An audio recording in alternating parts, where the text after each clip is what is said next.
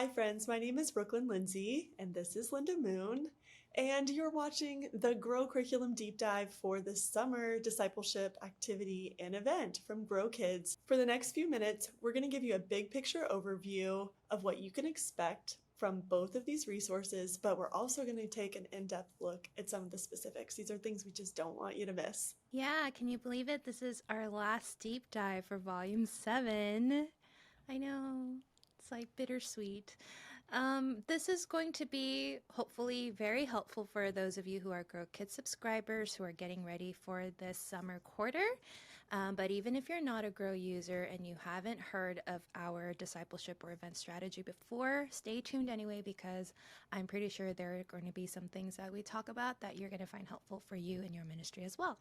So, first, we're going to give you an overview of the discipleship resource, and then we'll give you some bonus tips, and then we'll give you an overview of the event resource, and then give you some fun tips there to level it up. So, let's go ahead and dive right in. First, let's take a look at the Show Your Story Challenge, which is your discipleship activity for the summer quarter. Some of you already know this, but our discipleship strategy is built up into 4 spiritual habits. It's how we kind of pace the year. And those habits are spend time with God, spend time with others, use your gifts, and share your story.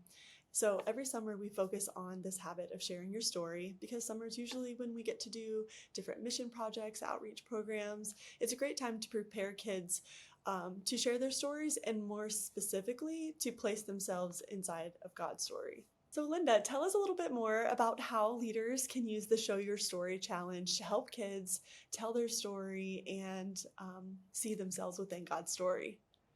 Yeah, for sure. Kids and also how we teach them have changed so much since, we were kids ourselves. But surprisingly, show and tell is still an integral part of the childhood experience. Yeah, my kids, they're in kindergarten and fourth grade, and they still have these show and tell segments every week, and they look forward to taking a new toy or new something every week to talk about it. So I think this is something that will feel familiar to kids, but then we can kind of reframe it in a way that helps them share their stories and develop the spiritual habits. So, in that sense, this activity is fairly straightforward. We're inviting kids to bring in something that will help them tell their story. And for those of you who were at GrowCon earlier this year, it's a little bit like the brag activity I used to do with my kids that I talked about. Brag standing for bring reminders about God. So you can run this however you'd like, but we've provided some prompts that you can post weekly throughout the summer quarter for kids to respond to the following week. So you give them a prompt and then they can think about it and decide which items they want to bring in. And you can have everybody bring in however many they'd like, or you can assign different prompts to different kids or assign a different week to each kid so you have everybody participating. And so here are some of the prompts that we provided for you, and there are so many of them, but I'm just going to highlight a few.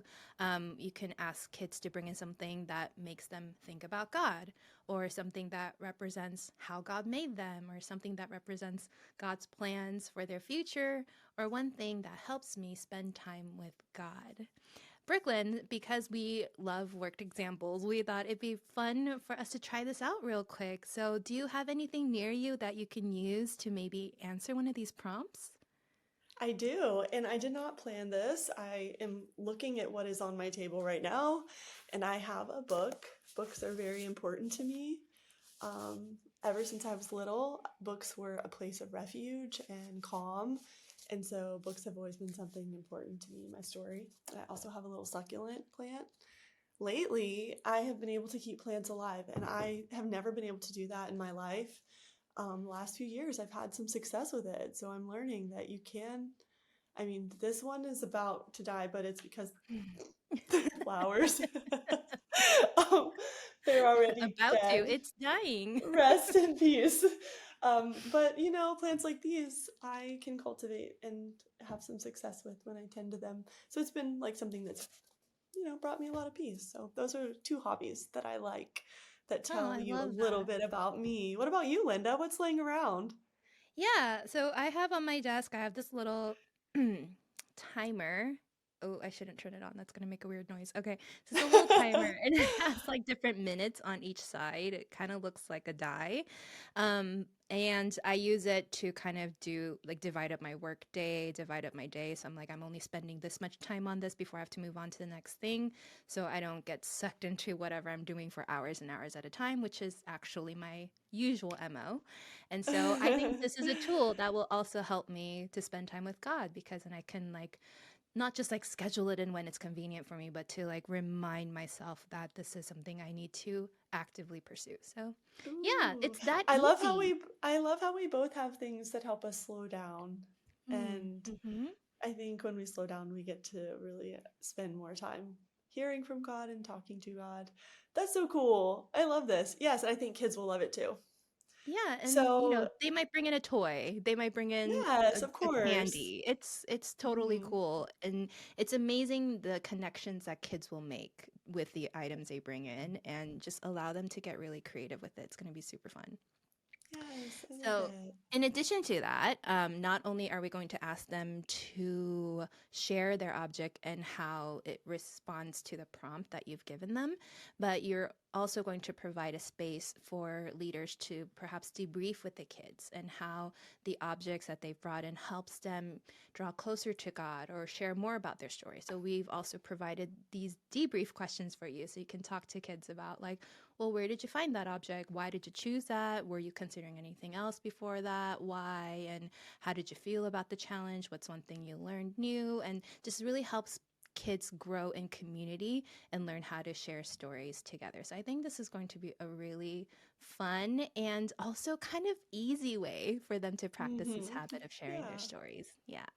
Yes, I love a good show and tell. Always have.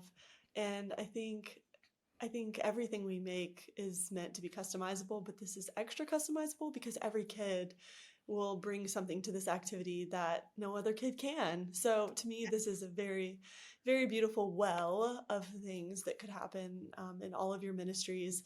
So now that we know what it's all about, we definitely have some tips to help you customize this or make the most out of this resource. So let's hop into the tips. Tip number one, have leaders go first. Each time you share the prompt for the week that kids will have to think about, invite one of your leaders to have something prepared in advance. It will really help them imagine some of the types of things they could share. Of course, they won't be sharing the exact same things because adults and kids have very different interests and stories, but their response can act as a worked example, just a little way to set the tone so they can imagine what it might look like to share their stories and imagine what's not going to happen. It's scary sharing in front of people, even as an adult. So, this gives them a chance to see that there aren't really negative consequences to sharing, and it's a safe place to talk about the things in their story or the things that they like. You can also just manage expectations in the room for kids who might just be anxious in general or not so sure about the environment because they're brand new. So just have the leaders go first every week and see how that helps everyone feel comfortable. Yeah, and that leads in very nicely to tip number two, which is to provide other ways for kids to show their story. Some kids love being in the spotlight, but others are incredibly terrified, and we want to respect both of those boundaries and still provide different options so that everyone can still participate and help develop that spiritual habit. And so maybe some kids would rather fill out a worksheet instead of sharing up front. So you could set up a little fun little station with a Polaroid camera and they can take a picture of their object, answer a prompt, put it up on a board so everybody could still see it, but they don't really have to talk in front of everyone. Or maybe they don't do really well under pressure or doing things live. So maybe they want to pre record their presentation, and that's okay too. Or you can have kids work in pairs or small groups if the anxiety of working alone and in isolation might be scary for them. So there are so many ways you can scaffold this so that everybody can participate and feel comfortable doing it. That's great. I love it. And I hope that you enjoy this resource as much as we enjoyed putting it together. I am having so much fun imagining how it works out in everyone's ministries. So cool. All right. Well, now that we've gone over this resource, let's take a look at the super fun event we have lined up for this quarter. It's going to be so great. In addition to doing a discipleship activity each quarter aligned with one of our for spiritual habits, we also provide a Just for Fun event. This is just something you can roll out in your ministry for outreach and for fellowship purposes. It's just a fun time so that people can get together and you can get to know people better. For the summer quarter, Grow Kids has an exciting event called Go for the Gold because obviously the Olympics are this summer. Who's excited? I'm a big Olympics Mm. fan. Are you, Linda? I haven't been keeping up, but I just love the spirit of the Olympics and how it kind of just gives everybody this one shared experience. So I Hmm. think that's really neat. Yeah, Yeah. I definitely haven't been keeping up. What I have been keeping up with is the fact that it's in Paris, France. Mm. And I have had the privilege of getting to travel a little in my life, but I've never been able to go to France. So when I was a child, I Oh, wanted to be a beach volleyball Olympian player. Yeah, okay. so I was like, man, I probably could have gone to this Olympics and gone to France, killed all the birds with one stone, except I I didn't train for that. Well, maybe you can live out some of that dream in this event. No, I think I'm just going to be watching the beach volleyball tournament mostly. It's going to be really fun. Not able, but I can watch. And, and it's also bringing up a great concern you might have because this is, an Olympic theme can conjure some feelings of like, I don't know how to, I can't, I'm not coordinated enough to walk across the street That's without me. making something fun happen. So you might be thinking, oh, I don't know, physical events. But don't worry, we got you. Like each game is going to be customizable and it's just kind of inspired by the Olympics. It's not necessarily a physical thing that has to happen in every activity. It's a time for you to kind of have a mini replica Olympic feeling with some activities that kids can definitely do. So everyone will be able to participate and have a good time. No athletic requirements necessary. Yeah, absolutely. And y'all, as long as I am involved with Grow Kids, we will never have any activity that requires any level of athletic skill because I, for one, will not be able to participate and I would be sad. I think you're more athletic though than you're letting on because I've heard you play tennis. I'm learning tennis, very different. Well, see, we're all out uh, here together. It's fine. So why don't you yes. just tell us more about this event because it's so cool. It's Olympic themed. It's going to align with this summer's festivities. So tell us all about it. Yeah, so like Brooklyn was saying, all of these activities are inspired by Olympic events, but not necessarily having to do it in like a sports kind of way. And so, for example, some of the stations we have are like javelin darts, and we're not actually throwing javelins, we're throwing pool noodles into Can you giant hula hoops. imagine? That would be terrible on many levels. We No, Linda, have I just have to pause and say when our kids were really young and our neighbors' kids were teenagers, they used to like do their bow and arrows into our yard so the arrows Mhm. would fly. And it was just like a, kind of a little bit of a matrix trying to survive our own backyard. And it made me think of that. We Oh, just my shouldn't give kids kids have javelins. shot arrows into our screen door because I don't know Oh. why, but they thought the screen door would be impervious to that. So now we have holes in our screen door, which is So we're great. not really recommending javelin throwing, just No, FYI. no, Okay. throw the pool noodles. Pool Yes. noodles and two hula hoops. That sounds so fun. I actually want to try it myself. Mm-hmm, mm-hmm. And you will, What I'm else? sure. Yeah. We also have water balloon archery, which is water balloons are the arrows. We're not actually doing arrows because, again, we don't want kids shooting arrows where they shouldn't be. We have gymnastic freeze dance, so we're not really doing gymnastics, but like poses and having fun making these poses. We're doing shot put activities with bean bags and a jump rope relay. There's just so many things like that out there that can serve as station or all play games. And also, if you're looking for like a little bit more of a legit all play game, we offer two options. We have all play volleyball, and it's again not like super intense sports wise. It's going to be like a seated game, which is really cool. And then we have an all play triathlon where kids work in groups of four and try to complete a silly little relay race and win points for their teams. So much fun. I know that this also could be an event, you do with families and with adults as well.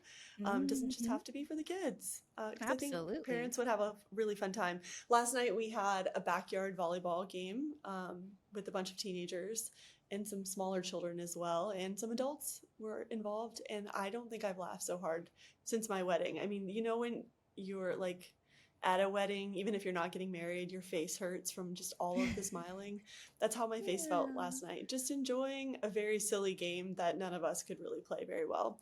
So get out there, make a plan, and if it feels like you don't have enough people to get this going, then invite the adults or maybe combine with another church, so that you can Yes, have more kids to absolutely. play. Hmm. So, speaking of tips, let's talk about a few tips that will help make this event extra awesome. Tip number one: emphasize participation over competition.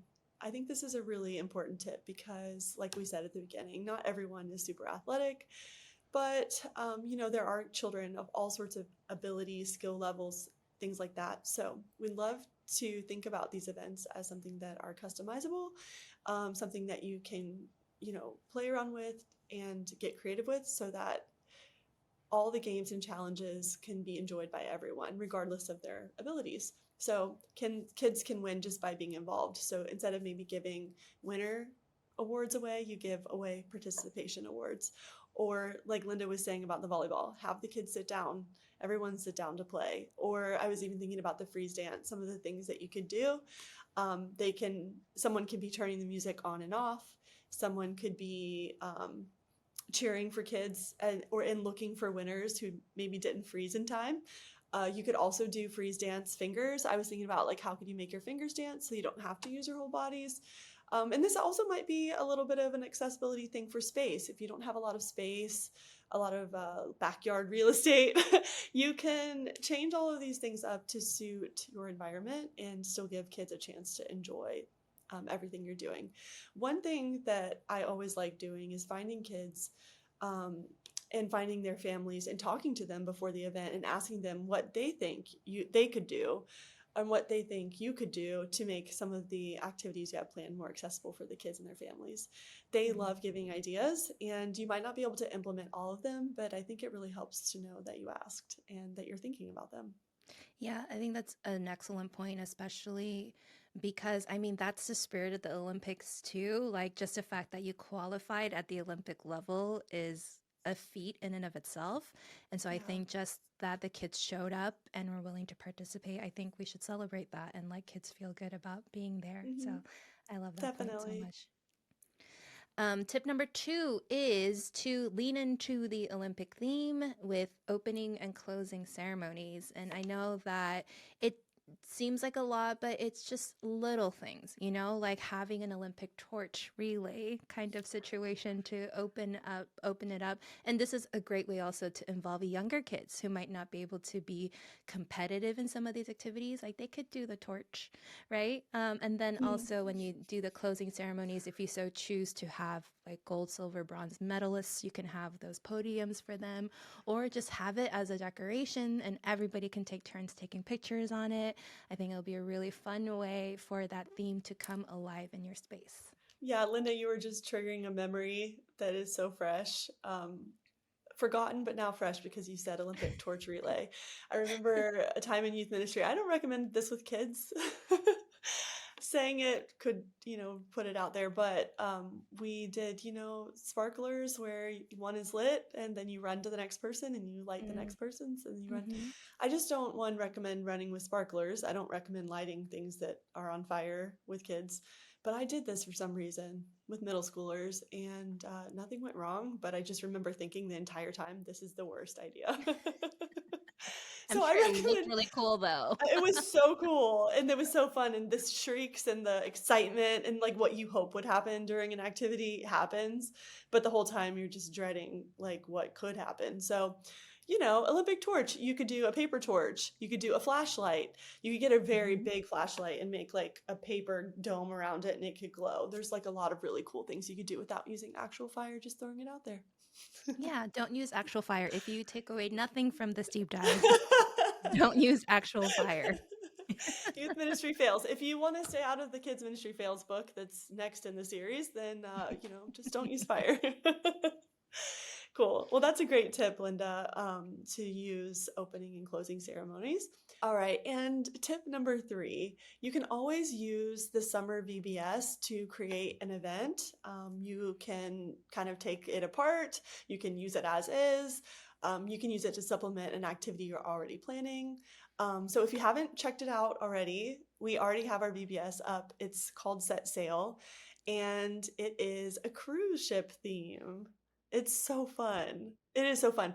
The music that goes with this VBS is maybe my favorite music that we've made. Yes, you hear it once and it'll be stuck in your head Yeah. forever. Like every time you see Yeah. the word set sail, you will sing the song. I guarantee It it. is the sweetest thing though. And it's not my favorite because I think we're awesome. I mean, we're pretty cool.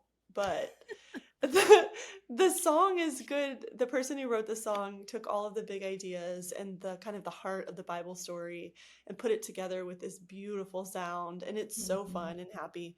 So if you need to plan a VBS and that's like your fun event for this summer, then make sure you check that out because it's free and you can download the whole thing, and it comes with t-shirt designs and it comes with music and dance videos and activities and day 1, day 2, day 3 things. It's really, really fantastic. It's probably, to me, one of the best resources that we have to offer churches because you don't have to invest financially for it. You can just have it.